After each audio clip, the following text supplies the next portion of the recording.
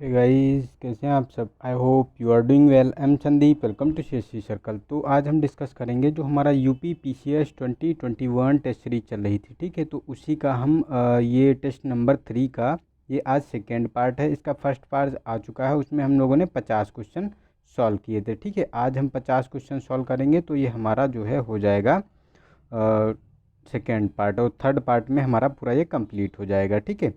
तो इस प्रकार हम पूरा टेस्ट को कंप्लीट करेंगे। और इससे पहले 2 टेस्ट आ चुके हैं, तो अगर आप लोगों ने नहीं देखे हैं तो हमारे यूट्यूब चैनल के जो होम पेज है, ठीक है, उस पे जाइए तो वहाँ पे आपको सारे प्लेलिस्ट में मिल जाएंगे वीडियो, ठीक है। और हमारा जो IAS के लिए भी चल रहा है, दृष्टि IAS का टेस्ट सीरीज, ठीक है, ठीक है। और उसका जो विजन IAS का है वो भी हमारा 2021 के लिए प्रीलिम्स के लिए टेस्ट सीरीज चल रहा है, ठीक है। तो उसको भी देख सकते हैं, और इनसाइड का भी हम लोग चला रहे हैं, तो उसे भी आप लोग देख सकते हैं, ठीक है। तो ये हम आज देखेंगे 51 क्वेश्चन नंबर से।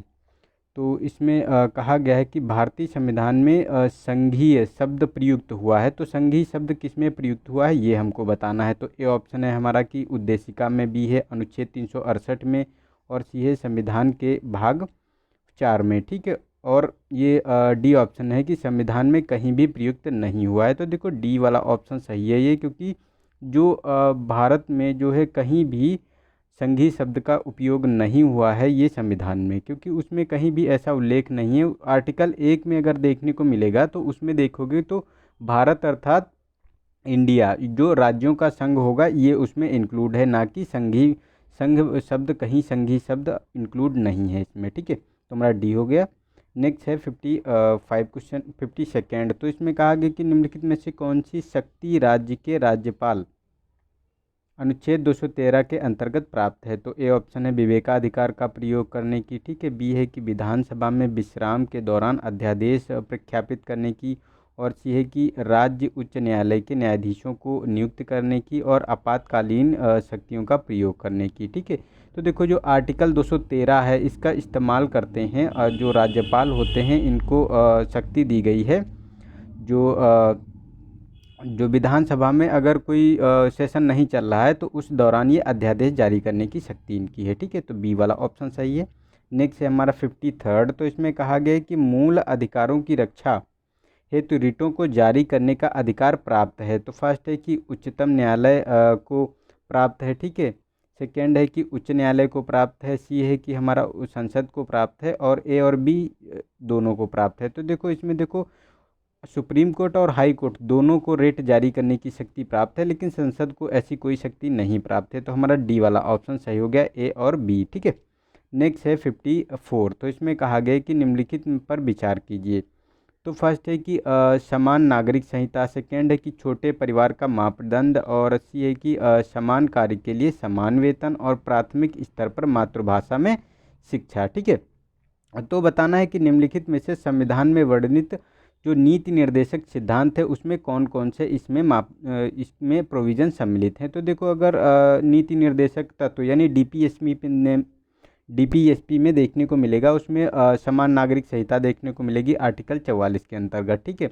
लेकिन इसमें छोटे परिवारों के लिए मापदंड ऐसा कोई प्रोविज़न नहीं है। और समान कार्य के लिए समान वेतन की बात की जाए तो इसमें देखने को मिलेगा जो आर्टिकल 39 घा है, ठीक है, 39 घा है, उसके अंतर्गत ये आपको देखने को मिलेगा, और ये भी प्रोविज़न इसमें शामिल नहीं है। तो एक और तीन स्टेटमेंट इसमें सही है, तो हमारा सी वाला ऑप्शन इसका सही हो गया, ठीक है। नेक्स्ट है 55। तो इसमें कहा गया है कि एक संसद सदस्य की सीट को रिक्त घोषित किया जा सकता है यदि वह संसद से लगातार कितनी अवधि के लिए अनुपस्थित रहता है तब। तो ए ऑप्शन है 6 माह, बी है 2 माह के लिए, या 3 माह के लिए, या 1 वर्ष के लिए। तो देखो अगर इसमें बात करें तो लगातार 2 माह यानी 60 दिन लगातार बिना इन्फॉर्म किए अगर बाहर रहता है, अनुपस्थित रहता है संसद से, तो उसकी जो सीट होगी वो रिक्त घोषित कर दी जाएगी। नेक्स्ट है हमारा क्वेश्चन नंबर 55। तो 56। तो इसमें कहा गया कि संविधान के अनुच्छेद 72 के अंतर्गत राष्ट्रपति को प्राप्त क्षमादान की शक्ति है एक। तो ये है विधायी शक्ति, कार्यकारी शक्ति है, न्यायिक शक्ति है, या प्रशासनिक शक्ति है। तो इसमें अगर बात करें तो देखो इसमें जो आर्टिकल 72 के अंतर्गत है। ये क्षमादान की शक्ति इनको प्राप्त है, जो एक न्यायिक शक्ति के अंतर्गत आती है। ठीक है, तो ये हमारा सी वाला ऑप्शन सही हो गया इसका। नेक्स्ट है 57। तो इसमें कहा गया कि भारतीय संविधान सभा की कुल 15 महिला सदस्यों में से एकमात्र महिला मुस्लिम थी, तो वो कौन है? तो ए ऑप्शन है हमारा कि मरियम सिद्दीकी है, बेगम एजाज रसूल है, नाजनीन खातून है, या शबाना बेगम है। तो इसमें अगर बात करें तो इसमें देखो 15 महिलाएं शामिल थी जो संविधान सभा थी भारत की। ठीक है, और इसमें बेगम एजाज रसूल एकमात्र महिला थी इसमें। ठीक है, इसके साथ साथ जो 15 महिलाओं में बात करें तो विजय लक्ष्मी पंडित देखने को मिलेंगी, सुचेता कृपलानी भी यहीं पे थी। ठीक है, और रेणुका राय जो बहुत फेमस थी और बहुत चर्चित थी, और कमला चौधरी। तो ये इस प्रकार से मतलब 15 महिलाएं इसमें शामिल थी। ठीक है, नेक्स्ट है 58। तो इसमें बताना है कि कौन सा स्टेटमेंट सही है, मतलब सही नहीं है। जो विधेयक पर मतलब इसमें बताना है उपरोक्त में से किस विधेयक पर संयुक्त बैठक का प्रावधान नहीं है। तो देखो साधारण विधेयक है, सेकेंड है कि धन विधेयक है, और थर्ड है कि संविधान संशोधन विधेयक है। तो अगर बात करें देखो अगर बैठक का प्रोविज़न की अगर बात करें तो देखो ना तो संविधान संशोधन में संयुक्त बैठक हो सकती है और ना धन विधेयक पर हो सकती है, लेकिन जो साधारण विधेयक होता है इसके आधार पर संयुक्त बैठक का प्रोविज़न किया गया है, ये आर्टिकल 108 के अंतर्गत। ठीक है, तो ये हमारा एक मतलब तो ये दोनों हमारे गलत हो गए, ये तो हमारा सही है। ठीक है, लेकिन गलत पूछा गया है, तो हमारे सेकेंड और थर्ड गलत हैं, तो बी वाला ऑप्शन हमारा सही हो गया इसमें। ठीक है, नेक्स्ट है 59 क्वेश्चन नंबर। तो इसमें कहा गया कि राष्ट्रपति एक अध्यादेश जारी कर सकता है जब उसे समाधान हो जाए कि तत्कालीन कार्रवाई की जानी आवश्यक है। तो इसमें देखो फर्स्ट है कि किंतु संसद को केवल एक सदन सत्र में हो। ठीक है, संसद के दोनों सदन सत्र में हो, या कोई भी सदन सत्र में नहीं हो, या इनमें से कोई नहीं। तो देखो सी वाला ऑप्शन सही है, जब कोई भी सदन सत्र में नहीं होता है और उस समय अगर कोई स्थिति ऐसी बनती है कि अगर राष्ट्रपति को लगता है कि कोई मतलब अगर तत्काल कार्रवाई करनी है तो उस पर अध्यादेश जारी किया जाता है, और ये शक्ति 123 आर्टिकल 123 के अंतर्गत प्राप्त है राष्ट्रपति को। ठीक है, नेक्स्ट है 60 क्वेश्चन नंबर। तो इसमें कहा गया कि संसद विधि द्वारा 2 या 2 से अधिक राज्यों के लिए एक उच्च न्यायालय की स्थापना कर सकती है, यह वर्णित किया गया है किस अनुच्छेद में? तो ए ऑप्शन है कि अनुच्छेद 224, अनुच्छेद 124, और सी है अनुच्छेद 226 और अनुच्छेद 231। तो ये हमारा डी वाला ऑप्शन सही है, क्योंकि अनुच्छेद 231 के अंतर्गत 2 से अधिक राज्य जब सहमत हो तो वो मतलब उनके लिए हाई कोर्ट स्थापित किया जा सकता है। ठीक है, नेक्स्ट है हमारा क्वेश्चन नंबर 61। तो इसमें कहा गया कि निम्नलिखित कथनों पर विचार कीजिए। तो बताना है कि कौन सा मतलब इसमें कथन और कारण है उनको बताना है। तो लोकतंत्र में एक संस्था द्वारा दूसरे संस्था पर अंकुश लगाने की व्यवस्था है। सेकेंड है कि विधायिका पर कार्यपालिका का नियंत्रण होता है। तो देखो ये तो फर्स्ट वाला हमारा कथन तो सही है, क्योंकि लोकतंत्र में एक संस्था दूसरे पर अंकुश लगा सकती है, लेकिन ये कार्यपालिका विधायिका पर अंकुश लगाती है, ना कि विधायिका कार्यपालिका पर। ठीक है, तो ये हमारा गलत हो गया सेकेंड वाला, फर्स्ट वाला सही है। तो हमारा ऑप्शन इसमें सही हो जाएगा सी वाला, क्योंकि ए सही है परंतु आर गलत है। ठीक है, नेक्स्ट है हमारा 62। तो इसमें कहा गया है कि निम्नलिखित में से कौन से संविधान के अनुच्छेद 13 के अंतर्गत परिभाषित विधि शब्द में सम्मिलित हैं? तो फर्स्ट है कि साधारण विधियां हैं, संविधान संशोधन विधियां हैं, और ये विधि का बल रखने वाली सामाजिक रूढ़ियां हैं। तो देखो जो ये विधि के जो आर्टिकल 13 है, इसमें अगर बात करें विधि के अंतर्गत तो साधारण विधियां आती हैं, और जो विधि पर बल रखने वाली सामाजिक रूढ़ियां हैं तो इन्हें भी शामिल किया जाता है। लेकिन जो संविधान संशोधन अधिनियम होते हैं उनको इसके अंतर्गत नहीं रखा जाता है। इसके अलावा जैसे कोई आदेश पारित हुआ, कोई नियम बनाया गया, या फिर कोई जैसे विधि बनाई गई, या कोई मतलब विनियमन बनाया गया, या अध्यादेश जारी किया गया, तो इनको इसके अंतर्गत रखा जाता है। तो इसमें ए और सी स्टेटमेंट सही है, तो डी वाला ऑप्शन इसका सही है। ठीक है, नेक्स्ट है 63। तो इसमें कहा है कि भारत में राष्ट्रीय वित्तीय आपात की घोषणा करता है जब, मतलब राष्ट्रपति वित्तीय आपात की घोषणा करता है जब मतलब किस सिचुएशन में? तो फर्स्ट है कि उसे प्रकलन समिति द्वारा रिपोर्ट प्राप्त होती है। सेकेंड है कि राज्य विधानसभाएं बहुमत से सिफारिश करती हैं, या फिर उसे यह प्रतीत होता है कि देश में वित्तीय स्थायित्व को खतरा है, और डी है कि राज्यसभा बहुमत से प्रस्ताव पारित करे। तो देखो इसका सी वाला ऑप्शन सही है, क्योंकि जब राष्ट्रपति को यह प्रतीत हो जाए कि वित्तीय स्थायित्व का खतरा है, तब उसके द्वारा जो है राष्ट्रपति के द्वारा वित्तीय आपात की घोषणा की जाती है, और इसका प्रोविज़न आर्टिकल 360 में दिया गया है। ठीक है, नेक्स्ट है हमारा 64। तो इसमें कहा गया कि गुवाहाटी उच्च न्यायालय के न्यायिक अधिकार क्षेत्र के अंतर्गत निम्नलिखित में से कौन से राज्य शामिल नहीं हैं। ठीक है, तो गुवाहाटी जो हाई कोर्ट है उसमें कौन कौन से राज्य शामिल हैं और कौन नहीं है वो बताना है। ठीक है, तो इसमें देखो मेघालय है, मिजोरम है, अरुणाचल प्रदेश है और नागालैंड है। तो देखो इसमें जो गुवाहाटी हाई कोर्ट है इसमें मेघालय शामिल नहीं है, क्योंकि मेघालय के पास खुद का एक हाई कोर्ट है इसका। ठीक है, तो ये शामिल नहीं है। लेकिन अगर शामिल की बात करें तो देखो जो गुवाहाटी हाई कोर्ट है उसमें मिजोरम शामिल है, नागालैंड शामिल है, अरुणाचल प्रदेश शामिल है और असम शामिल है उसमें। ठीक है, तो ये 4 राज्य इसमें देखने को मिलेंगे। नेक्स्ट है हमारा 65 क्वेश्चन नंबर। तो इसमें कहा गया कि निम्नलिखित में से कौन से तत्व भारतीय संघात्मक व्यवस्था के एकात्मक चरित्र को प्रकट करते हैं। तो फर्स्ट है कि संविधान को लोचशीलता और संविधान की लोचशीलता, और सेकंड है कि स्वतंत्र न्यायपालिका, और थर्ड है हमारा कि आपातकालीन उपबंध और एकल नागरिकता। तो इसमें कौन कौन से ये मतलब इसमें प्रोविज़न हैं। ठीक है, तो इसमें देखो बात करें तो संविधान की लोचशीलता ये भी मतलब संघात्मक व्यवस्था के एकात्मक चरित्र को दर्शाता है। ठीक है, तो ये हमारा फर्स्ट वाला स्टेटमेंट सही है। और ये स्वतंत्र न्यायपालिका ये इसके अंतर्गत नहीं आता है। ठीक है, और आपातकालीन उपबंध और एकल नागरिकता तो हमारा 1, 3 और 4। ठीक है, तो 1, 3 और 4 तो हमारा सी वाला ऑप्शन सही है, लेकिन ये स्वतंत्र न्यायपालिका इसके अंतर्गत नहीं आता है। ठीक है, नेक्स्ट है हमारा 66। तो इसमें सूची 1 को सूची 2 से मिलाना है हमको। ठीक है, तो प्रावधान दिए हैं और जो स्रोत दिए हैं कहाँ से कौन सा प्रोविज़न लिया गया है।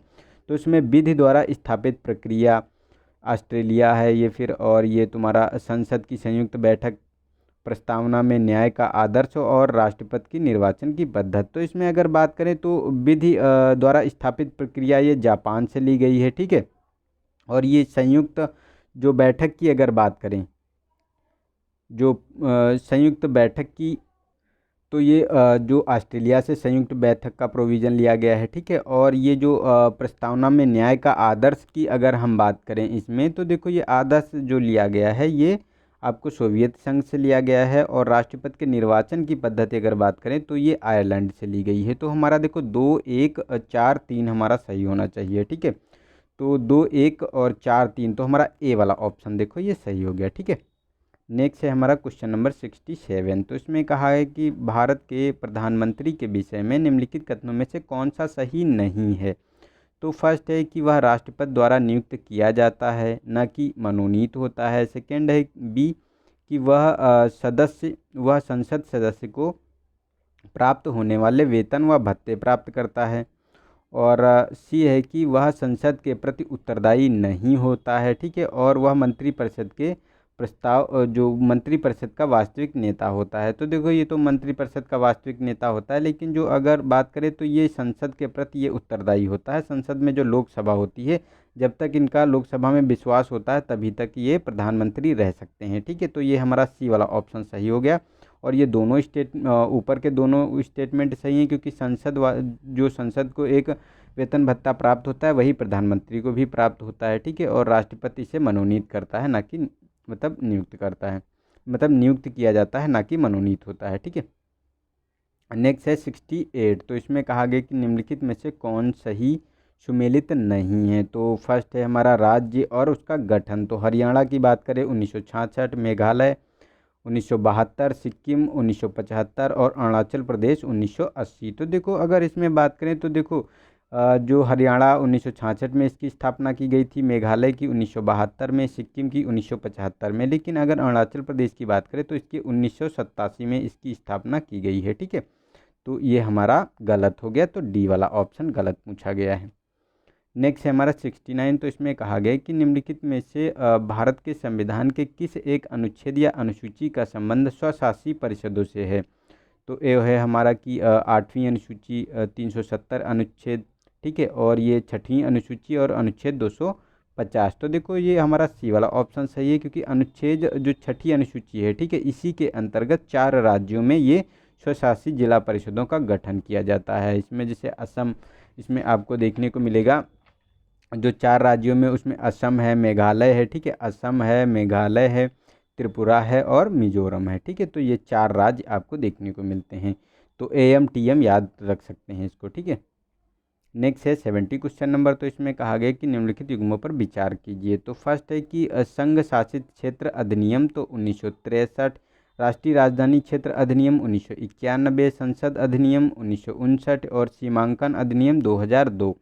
तो इसमें अगर सही सुमेलन की बात करें तो देखो, ये जो संघ शासित क्षेत्र अधिनियम 1963 में आया था, राष्ट्रीय राजधानी क्षेत्र अधिनियम 1991 में आया था, ठीक है, और ये संसद अधिनियम था 1959 में आया था, और सीमांकन अधिनियम ये 2002 में आया था। तो ये चारों स्टेटमेंट सही है, तो डी वाला ऑप्शन इसका सही है, ठीक है। नेक्स्ट है 71। तो इसमें कहा गया कि भारतीय संघ के राज्यों का पुनर्गठन किया जा सकता है अथवा उनकी सीमाएं परिवर्तित की जा सकती हैं। तो ए ऑप्शन है कि संसद द्वारा विधान की सामान्य प्रक्रिया में साधारण बहुमत द्वारा, सेकेंड बी है कि दोनों के 2/3 बहुमत द्वारा, और सी की संयुक्त सरकार की सहमति से संघीय सरकार के कार्यपालक आदेश द्वारा, और डी है कि दोनों सदनों के 2/3 बहुमत तथा संबंधित राज्य के विधानमंडल के सहयोग से, ठीक है। तो इसमें जो पुनर्गठन की जो बात की जाती है इसमें, तो इसमें देखो, ये संसद द्वारा विधान की सामान्य प्रक्रिया में साधारण बहुमत द्वारा, ठीक है, तो इसका गठन किया जाता है, जो राज्यों का पुनर्गठन किया जाता है, ठीक है। तो हमारा ए वाला ऑप्शन इसका सही हो गया। नेक्स्ट है हमारा क्वेश्चन नंबर 72। तो इसमें कहा गया कि निम्नलिखित कथनों पर विचार कीजिए। तो इसमें कथन और कारण दिए हुए हैं। तो फर्स्ट है कि कथन, भारत को विभक्त राज्यों का अविभाज्य राज्य कहा, मतलब अविभाज्य संघ कहा जाता है। सेकेंड है कि संविधान द्वारा राज्य के अस्तित्व को गारंटी प्रदान नहीं की गई है। तो ये इस कारण, मतलब कथन भी सही है और उसकी कारण व्याख्या भी कर रहा है, क्योंकि क्या होता है कि भारत को विभक्त राज्यों का अविभाज्य संघ कहा गया है और संविधान द्वारा राज्य के अस्तित्व को गारंटी नहीं दी गई है, मतलब कि अब जो संघ में जितने भी राज्य हैं वो अलग नहीं हो सकते हैं, ठीक है। तो इसीलिए ये कोई गारंटी इसको प्रदान नहीं की गई है। तो हमारा ए वाला ऑप्शन सही है। कारण और आर, मतलब कथन और कारण दोनों सही भी हैं और उसकी व्याख्या भी करता है, ठीक है। नेक्स्ट है 73। तो इसमें कहा गया कि राज्यसभा का सभापति पद ग्रहण करता है। तो जनता द्वारा सीधे निर्वाचन से, बी है कि राज्यसभा सदस्यों द्वारा निर्वाचन से, और सी है कि राष्ट्रपति द्वारा निर्वाचित होने से, और डी है पदेन। तो इसका देखो डी वाला ऑप्शन सही है, क्योंकि राज्यसभा का जो सभापति होता है ये होता है उपराष्ट्रपति, ठीक है। तो और उपराष्ट्रपति बनने पर उसको ये पद स्वतः ही प्राप्त हो जाता है, ठीक है। तो ये हमारा जो डी वाला ऑप्शन है, और इसका जो प्रोविज़न है स्वतः जो पदेन बनने का, तो ये आर्टिकल 64 में इसका प्रोविज़न भी किया गया है, ठीक है। नेक्स्ट है 74। तो इसमें कहा गया कि न्यायिक समीक्षा का तात्पर्य है। तो ए ऑप्शन है हमारा, कार्यपालिका एवं व्यवस्थापिका दोनों के कार्यों की वैधता की जांच करना। बी है कि केवल व्यवस्थापिका के कार्यों की वैधता की जांच करना। सी है कि केवल कार्यपालिका के कार्यों की वैधता की जांच करना, और डी है इनमें से कोई नहीं। तो इसमें देखो बात करें तो हमारा ए वाला ऑप्शन सही है, क्योंकि इसमें कार्यपालिका और व्यवस्थापिका दोनों के कार्यों की वैधता की जाँच की जाती है जुडिशियल रिव्यू के द्वारा, ठीक है। तो ये हमारा ए वाला ऑप्शन सही हो गया।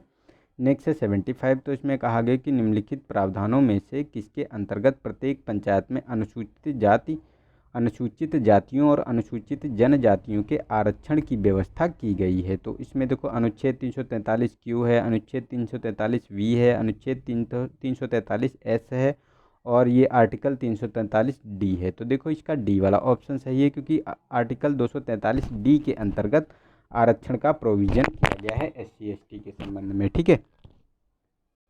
तो ये हमारा डी वाला ऑप्शन सही हो गया, ठीक है। नेक्स्ट है हमारा क्वेश्चन नंबर 76। तो इसमें कहा गया कि मुख्य निर्वाचन आयुक्त को उसकी पदावधि समाप्त होने से पहले हटाया जा सकता है। तो फर्स्ट है कि मंत्रिमंडल की संस्तुति से, बी है कि राष्ट्रपति द्वारा पारित एक आदेश से, सी है कि उस रीति और उन आधारों पर जिससे उच्चतम न्यायालय के न्यायाधीश को हटाया जाता है, और उस रीति या उन आधारों पर जिससे लोक सेवा आयोग के सदस्य को हटाया जा सकता है। तो देखो, अगर मुख्य निर्वाचन आयुक्त को हटाना है तो उसके लिए हमारा प्रोविज़न इसमें किया गया है, जो उस रीति का प्रयोग किया जाता है जिससे कि जो उच्चतम न्यायालय के न्यायाधीश को हटाया जा सकता है। तो हमारा इसी के अंतर्गत ये हमारा बी सी वाला ऑप्शन सही हो गया।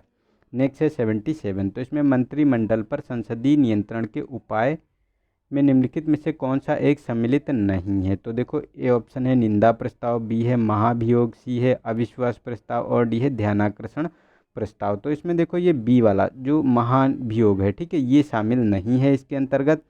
जो संसदीय नियंत्रण के लिए क्या होता है कि निंदा प्रस्ताव लाया जा सकता है, अविश्वास प्रस्ताव का प्रोविज़न है, ध्यानाकर्षण प्रस्ताव, और जो तुम प्रश्न पूछा जाता है वो भी एक संसदीय नियंत्रण का उपाय है, लेकिन महाभियोग का प्रोविज़न नहीं है। नेक्स्ट है 78। तो इसमें कहा गया कि निम्नलिखित में से किस एक में द्विसदनीय प्रणाली है। तो देखो ए ऑप्शन है अमेरिका, मतलब द्विसदनीय प्रणाली नहीं है। तो इसमें देखो अमेरिका है, भारत है, चीन है और ब्रिटेन है। तो देखो इसमें सी वाला ऑप्शन सही है। अमेरिका में केवल एक ही सदन पाया जाएगा और इसके साथ साथ जो नेपाल है वहाँ भी एक ही सदन पाया जाता है, ठीक है। नेक्स्ट है 79। तो इसमें संसदीय शासन प्रणाली में निम्नलिखित में से कौन से वे माध्यम हैं जिनके द्वारा विधायिका कार्यपालिका को नियंत्रित करती है। तो इसमें वित्तीय कटौती है, ध्यान स्थगन प्रस्ताव है, अविश्वास प्रस्ताव है। तो देखो ये तीनों मतलब हैं जिसके द्वारा विधायिका कार्यपालिका को नियंत्रित करती है, ठीक है। तो ये हमारा डी वाला ऑप्शन सही हो गया। नेक्स्ट है हमारा 80 क्वेश्चन नंबर। तो इसमें कहा गया है कि कौन सा सत्य है, ठीक है। तो राज्यसभा एवं लोकसभा दोनों में चुने जाने हेतु किसी भी नागरिक को न्यूनतम 25 वर्ष की आयु का होना चाहिए। सेकेंड है कि संसद के किसी भी सदन का सदस्य चुने जाने हेतु व्यक्ति को भारत का नागरिक होना चाहिए। तो देखो ये सेकेंड स्टेटमेंट तो सही है कि कोई भी सदन में अगर आपको इलेक्शन लड़के पहुंचना है तो आप भारत के नागरिक होने चाहिए, ठीक है। लेकिन फर्स्ट वाला गलत है क्योंकि इसमें जो राज्यसभा का मतलब न्यूनतम आयु होती है वो 30 वर्ष होती है, लेकिन लोकसभा के लिए 25 वर्ष होती है। तो ये हमारा एक गलत हो गया, ठीक है। तो हमारा बी वाला ऑप्शन सही है, इसका ए वाला गलत है। नेक्स्ट है हमारा भारतीय संविधान में वर्णित प्रावधानों के तहत कोई व्यक्ति संसद की सदस्यता हेतु अयोग्य होगा यदि वह सक्षम न्यायालय द्वारा घोषित मानसिक स्तर पर अस्वस्थ हो। सेकेंड बी है कि किसी विदेशी राज्य की नागरिकता स्वेच्छा से प्राप्त कर ली हो। और सी है कि भारत सरकार या राज्य सरकार के किसी लाभकारी पद पर कार्यरत हो, उपरोक्त में से सभी। तो देखो ये हमारा डी वाला ऑप्शन सही है क्योंकि इसमें जो कोई भी व्यक्ति है उसकी सदस्यता है तो उसे अयोग्य घोषित करने के लिए उसमें सक्षम न्यायालय द्वारा अगर उसकी मानसिकता पर अस्वस्थ उसको घोषित किया गया है या फिर वो किसी दूसरे देश की नागरिकता धारण कर लेता है या किसी मतलब लाभ का पद, कहीं अगर वो किसी लाभ के पद पर है तो उसे उस स्थिति में उसे जो है वहाँ से अयोग्य घोषित कर दिया जाएगा, ठीक है। नेक्स्ट है 82। तो इसमें कहा गया है कि कथन और कारण आर है, ठीक है। तो मंत्रिपरिषद सामूहिक रूप से लोकसभा के प्रति उत्तरदायी होती है। और आर है कि भारतीय संसदीय प्रणाली में सरकार का कार्यकाल तभी तक बना रहता है जब तक लोकसभा में उसे बहुमत का विश्वास प्राप्त हो। तो दोनों सही हैं, ये दोनों सही हैं और आर ए की व्याख्या भी करता है। तो हमारा ए वाला ऑप्शन इसका सही हो गया। नेक्स्ट है हमारा 83। तो इसमें कहा गया है कि निम्नलिखित में से कौन से भारत शासन अधिनियम 1935 से संबंधित है। तो संघीय शासन प्रणाली का प्रारंभ, संघीय न्यायालय का गठन, ठीक है। और थर्ड है कि हमारा संघ स्तर पर द्वैध शासन। तो देखो तीनों को प्रोविज़न किया गया है। संघ स्तर पर द्वैध शासन को शुरू किया गया था, लेकिन राज्य स्तर पर द्वैध शासन को समाप्त किया गया था इस एक्ट में, ठीक है। और ये मतलब संघीय शासन प्रणाली प्रारंभ हुई थी और संघीय न्यायालय का गठन किया गया था। तो तीनों ये सही स्टेटमेंट है। तो हमारा सी वाला ऑप्शन इसका सही हो गया। नेक्स्ट है हमारा क्वेश्चन नंबर 84। तो इसमें भारतीय संविधान में पंचायती राज की स्थापना से संबंधित भाग एवं अनुसूची।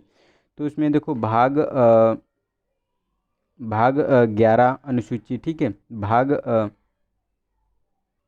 भाग 9 और अनुसूची 11, ठीक है। भाग 9 का अनुसूची 12 और भाग 9 अनुसूची 12 और ये भाग 9 का अनुसूची 11। तो इसमें अगर पंचायती राज की बात करें तो इसमें भाग 9 में और अनुसूची 11 में इसे जोड़ा गया था, ठीक है। और ये बहुत बार मैं बता चुका हूँ, तो इसको कमेंट सेक्शन में आप लोगों को आंसर बताना है कि ये किस मतलब जो संविधान संशोधन के द्वारा इसको बनाया गया था, ठीक है।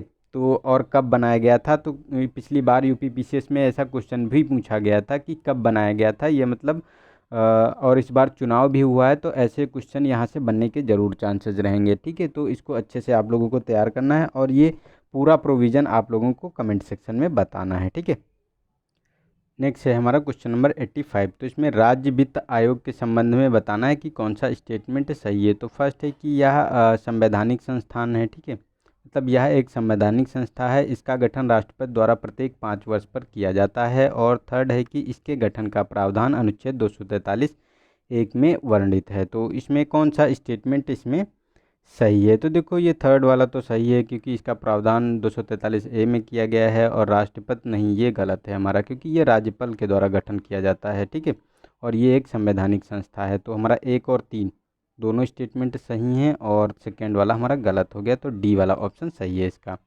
नेक्स्ट है 86। तो इसमें कौन सा सही सुमेलित नहीं है ये बताना है। तो प्रावधान दिए हैं और अनुच्छेद हैं। तो बच्चों के लिए मुफ्त एवं अनिवार्य शिक्षा आर्टिकल 45, राष्ट्रपति के अध्यादेश जारी करने की शक्ति 123, और कार्य करने हेतु सही मानवीय स्थिति आर्टिकल 42, और कार्य का अधिकार तो आर्टिकल 43। तो इसमें अगर इसमें बात करें कि कौन सा सुमेलित नहीं है, तो देखो ये देखो हमारा डी वाला ऑप्शन ये सही सुमेलित नहीं है, क्योंकि ये मतलब जो कार्य का अधिकार है ये आर्टिकल 41 के अंतर्गत इसको रखा जाता है, ना कि 43 के अंतर्गत। ठीक है, और ये कार्य करने हैं तो सही मानवीय स्थिति ये सही है हमारा। ठीक है, और ये अध्यादेश 123 के अंतर्गत, और मुफ्त एवं अनिवार्य शिक्षा तो ये 42 मतलब 45 के अंतर्गत है। ठीक है, तो ये ऊपर के तीनों सही हैं, नीचे का हमारा गलत हो गया। नेक्स्ट है हमारा क्वेश्चन नंबर 87। तो इसमें निम्नलिखित में से किस परिस्थितियों में संसद में संयुक्त बैठक का प्रावधान है। तो इसमें अगर बात करें तो फर्स्ट है कि यदि विधेयक दूसरे सदन द्वारा अस्वीकृत कर दिया गया हो। सेकंड है कि यदि दूसरा सदन विधेयक में किए गए संशोधनों को मानने से असहमत हो। और सी है कि दूसरे सदन द्वारा विधेयक पास किए, मतलब जो दूसरा सदन है उससे विधेयक पास किए 6 महीने से ज़्यादा हो गया हो, और उपरोक्त सभी परिस्थितियों में संयुक्त बैठक का प्रावधान है। तो हमारा देखो डी वाला ऑप्शन सही है। तो ये संयुक्त बैठक का प्रावधान आर्टिकल 108 के अंतर्गत होता है। ठीक है, तो ये तीनों स्थितियों में ये संयुक्त बैठक हो सकती है। नेक्स्ट है 88। तो इसमें कथन ए और कारण आर बताना है। तो संसद के लिए राष्ट्रपति का अभिभाषण केंद्रीय मंत्रिमंडल द्वारा तैयार करता है। ठीक है, और वास्तविक कार्यपालिका शक्ति केंद्रीय मंत्रिमंडल में निहित होती है। तो देखो ये जो कथन और कारण दोनों सही है, और कारण जो कथन की व्याख्या भी कर रहा है, तो हमारा दोनों स्टेटमेंट सही है, तो ए वाला ऑप्शन सही हो गया इसका।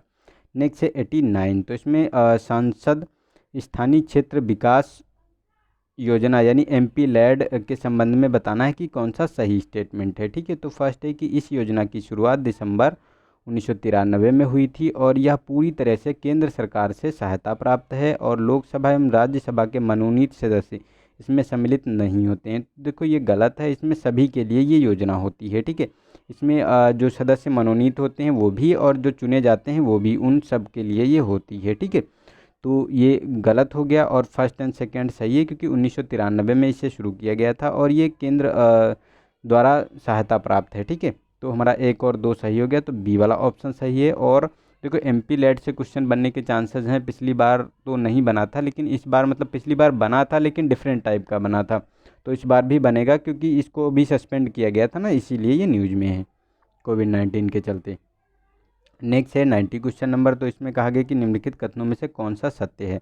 तो फर्स्ट है कि अविश्वास प्रस्ताव संसद में लाने के लिए किस विशेष कारण का उल्लेख नहीं, मतलब किसी विशेष कारण का उल्लेख नहीं करना होता है। सेकंड भी है कि विश्वास प्रस्ताव का प्रचलन संसदीय नियमों में नहीं बल्कि व्यवहारिक रूप से प्रयोग में होने लगा है। ठीक है, और सी है कि विश्वास मत जो है विश्वास मत या अविश्वास प्रस्ताव संसद के किसी एक सत्र में एक ही बार लाया जा सकता है। सभी कथन सत्य हैं। तो देखो इसका डी वाला ऑप्शन सही है, क्योंकि ये एक सत्र में एक ही बार लाया जा सकता है। ठीक है, और इसका जो है संविधान में प्रोविज़न नहीं है, और ना ही संसदीय नियमों में है, लेकिन ये व्यवहारिक तौर पर इसका प्रयोग किया जाता है। और ये अविश्वास प्रस्ताव का उल्लेख जो है संसद में किसी विषय, इसका जो कारण होता है वो भी नहीं बताना होता है, आप ला सकते हैं इसको। ठीक है, नेक्स्ट है 91। तो इसमें भारत का महान्यायवादी संसद की बैठक में भाग ले सकता है किंतु मत नहीं दे सकता, या वर्णित है, मतलब किस अनुच्छेद में ये प्रावधान किया गया है। तो देखो अनुच्छेद 85 है, 86 है, 87 है और 88 है। तो देखो इसका डी वाला ऑप्शन सही है। अनुच्छेद 88 के अंतर्गत ये प्रोविज़न किया गया है कि जो न्यायवादी होता है वो संसद में भाग ले सकता है परंतु मत नहीं दे सकता। नेक्स्ट है हमारा 92nd। तो इसमें बताना है कि कौन सा कथन सत्य है। तो फर्स्ट है कि किसी राज्य विधानमंडल के दोनों सदनों में किसी साधारण विधेयक पर गतिरोध की स्थिति में संयुक्त बैठक का प्रावधान होता है। विधान परिषद साधारण विधेयक को अधिकतम 90 दिनों तक रोक सकती है। तो देखो इसमें अगर बात करें तो ये देखो ये वाला गलत है स्टेटमेंट, और फर्स्ट वाला जो है ये भी हमारा गलत है, क्योंकि जो विधानमंडल में संयुक्त बैठक का कोई प्रोविज़न नहीं होता है। और जो विधान परिषद जो होती है उसमें क्या होता है कि ये मतलब 3 मंथ + 1, ठीक है, तो 4 महीने टोटल, ये 4 महीने रोक सकती है। तो ये तो 90 दिन तो 3 ही महीने हुआ, तो दोनों स्टेटमेंट गलत हैं। तो हमारा डी वाला ऑप्शन सही है इसका। नेक्स्ट है 93rd। तो इसमें कहा गया कि निम्नलिखित पर विचार कीजिए। तो फर्स्ट है कि परामर्श संबंधी क्षेत्राधिकार और प्रारंभिक क्षेत्राधिकार, अपीली क्षेत्राधिकार। तो इसमें बताना है कि उच्चतम न्यायालय के मुख्य क्षेत्राधिकार नहीं हैं। तो कौन कौन से हाई कोर्ट के जो मुख्य क्षेत्राधिकार नहीं है। तो देखो इसमें अगर बात करें तो ये परामर्श क्षेत्राधिकार की बात करें तो ये सुप्रीम कोर्ट के पास होता है आर्टिकल 143 के अंतर्गत केवल, ठीक है। ये हाई कोर्ट जारी नहीं कर सकती, ये मतलब ये अधिकार नहीं होता इसके अंतर्गत। लेकिन जो अपीली क्षेत्राधिकार और जो ये प्रारंभिक क्षेत्राधिकार होते हैं ये हाई कोर्ट के पास होते हैं। तो पूछा गया है कौन सा मुख्य क्षेत्राधिकार नहीं है, तो हमारा देखो फर्स्ट वाला गलत हो गया, तो हमारा ये बी वाला ऑप्शन सही है इसका। नेक्स्ट है हमारा क्वेश्चन नंबर 94। तो भारत के संविधान के निम्नलिखित अनुच्छेदों में से किसके अनुसार प्रत्येक राज्य की कार्यपालिका शक्ति इस प्रकार प्रयोग किया जाए जिससे कि संघ की कार्यपालिका शक्ति के प्रयोग में कोई अड़चन ना आए, ठीक है। तो इसमें देखो अनुच्छेद 256 है, अनुच्छेद 257 है, अनुच्छेद 258 है और अनुच्छेद 255 है। तो देखो ये बी वाला ऑप्शन सही है। अनुच्छेद 255 के अंतर्गत ये प्रोविज़न है कि अगर जो राज्य की कार्यपालिका शक्ति जो है उसको इस तरह प्रयोग किया जाए ताकि संघ की कार्यपालिका शक्ति पर उसका कोई भी प्रभाव ना पड़े या कोई अड़चन ना आए, ठीक है। नेक्स्ट है 95। तो इसमें कहा गया कि निम्नलिखित युग्मों में से कौन सही सुमेलित नहीं है, ठीक है। तो ए ऑप्शन है संसदीय विशेषाधिकार ब्रिटेन, तदर्थ न्यायाधीशों की नियुक्ति फ्रांस, सर्वोच्च न्यायालय का जो ये परामर्श क्षेत्राधिकार ऑस्ट्रेलिया और न्यायिक पुनरावलोकन की शक्ति अमेरिका। तो देखो ये तो हमारा सही है न्यायिक पुनरावलोकन, ठीक है। और ये संसदीय विशेषाधिकार ये भी ब्रिटेन से लिए गए हैं। तदर्थ न्यायालय की अगर बात करें तो इसमें देखो ये जो तदर्थ न्यायालय जो हैं ये फ्रांस से लिए गए हैं। लेकिन ये जो सर्वोच्च न्यायालय की जो परामर्श क्षेत्राधिकार है ये ऑस्ट्रेलिया से नहीं, ये कनाडा से देखने को मिलेंगे, ठीक है। तो ये हमारा गलत हो गया, तो यही गलत पूछा है कि मतलब कौन सुमेलित नहीं है, तो हमारा सी वाला ऑप्शन सही हो गया इसमें, ठीक है। नेक्स्ट है हमारा 96। तो इसमें कहा गया है कि कौन सा राज्य के नीति निर्देशक तत्व नहीं है, ठीक है। तो मानव के दुर्व्यवहार एवं बालात श्रम का प्रतिषेध और पर्यावरण का संरक्षण एवं संवर्धन। सी है कि काम, शिक्षा, लोक सहायता पाने का अधिकार। और डी है कि कृषि एवं पशुपालन का गठन, ठीक है।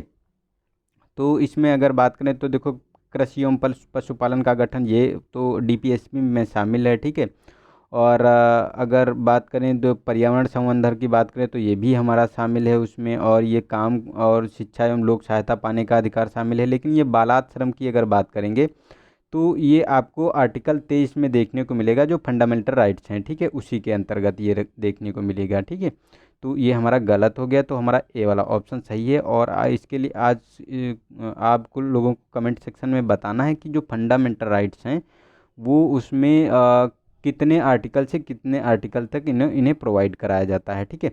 तो ये बताना है आप लोगों को। नेक्स्ट है 97 क्वेश्चन नंबर। तो इसमें कहा गया है कि कौन सुमेलित नहीं है, ठीक है, मतलब कौन सुमेलित है ये बताना है, सॉरी कौन सुमेलित है ये बताना है। तो सेवाओं पर कर का प्रावधान तो जो अनुच्छेद जो आपको 88th कॉन्स्टिट्यूशन अमेंडमेंट, ठीक है। और बी है हमारा अनुसूचित जाति आयोग का गठन, 61वां संविधान संशोधन।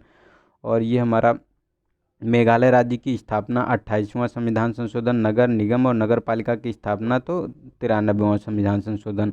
तो इसमें देखो ये नगर निगम के लिए प्रोविज़न किया गया था, तो ये 74वां संविधान संशोधन किया गया था, ठीक है। और ये जो मेघालय राज्य बना था, इसके लिए 22वां संविधान संशोधन किया गया था। और ये अनुसूचित जाति के लिए जो अगर बात करें तो 89वां संविधान संशोधन किया गया था। तो ये तीनों गलत हैं, लेकिन ये वाला हमारा ए वाला सही है, ठीक है। मतलब जो सेवाओं पर कर, यानी सेवाओं पर कर लगाने का जो प्रावधान किया गया था वो 88वां संविधान संशोधन था, ठीक है। नेक्स्ट है हमारा 98 क्वेश्चन नंबर, ठीक है। तो निम्न पर विचार करना है। तो उपराष्ट्रपति, प्रधानमंत्री और राज्यपाल हो गए और मुख्य निर्वाचन आयुक्त हो गए। तो इनमें से निम्नलिखित में से उपयुक्त में से बताना है कि किसकी नियुक्ति भारत के राष्ट्रपति द्वारा की जाती है, ठीक है। तो देखो, निर्वाचन आयुक्त की नियुक्ति की जाती है आर्टिकल 324 के अंतर्गत, ठीक है। और राज्यपाल की भी नियुक्ति की जाती है आर्टिकल 155 के अंतर्गत राष्ट्रपति के द्वारा, ठीक है। और प्रधानमंत्री की भी नियुक्ति की जाती है। लेकिन ये जो राष्ट्रपति होता है, इसको जो है जो ये अब मतलब पदेन, ये मतलब उपराष्ट्रपति पदेन बन जाता है, ठीक है। तो मतलब इसका चुनाव होता है और उसके बाद ये जो है राज्यसभा का सभापति बन जाता है, ठीक है। तो ये इसको नियुक्त नहीं करता है राष्ट्रपति। तो ये हमारा गलत हो गया। तो 2, 3 और 4 हमारे सही हैं इसमें। तो हमारा ए वाला ऑप्शन इसका सही हो गया, ठीक है। नेक्स्ट है 99। तो इसमें कहा गया है कि संविधान के निम्नलिखित अनुच्छेदों में से कौन सा एक संसद और राज्य विधानमंडल को आकस्मिकता निधि सृजन करने की शक्ति देता है। तो इसमें अगर बात करें तो अनुच्छेद 265, अनुच्छेद 262, अनुच्छेद 267, अनुच्छेद 270। तो इसका देखो सी वाला ऑप्शन है, अनुच्छेद 270 के अंतर्गत आकस्मिक निधि सृजित कर सकता है राज्य विधानमंडल, ठीक है।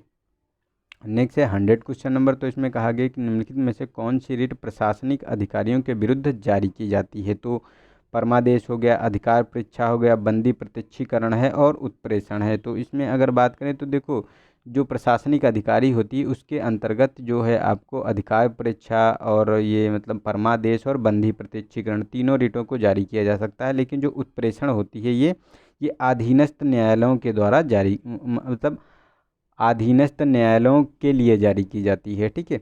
तो ये हमारा गलत है। तो 1 और 2, 3 हमारा सही हो गया। तो बी वाला ऑप्शन इसका सही है। और ये बताना है कि जो ये रेट हैं ये किस फंडामेंटल राइट्स के अंतर्गत आती हैं, ठीक है।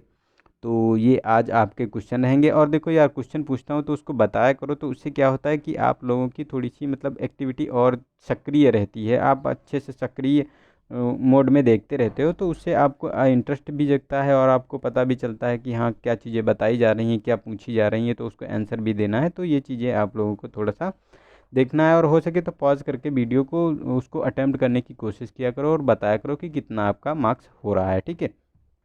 तो आपका ये बहुत अच्छा जो है प्रिपरेशन हो जाएगा और आपको जो एग्ज़ाम हॉल में बैठोगे ना तो आपको बहुत ही कंफर्टेबल फील होगा, ठीक है। तो आज के लिए इतना ही, मिलते हैं नेक्स्ट वीडियो में। तब तक के लिए नमस्कार, जय हिंद, जय भारत।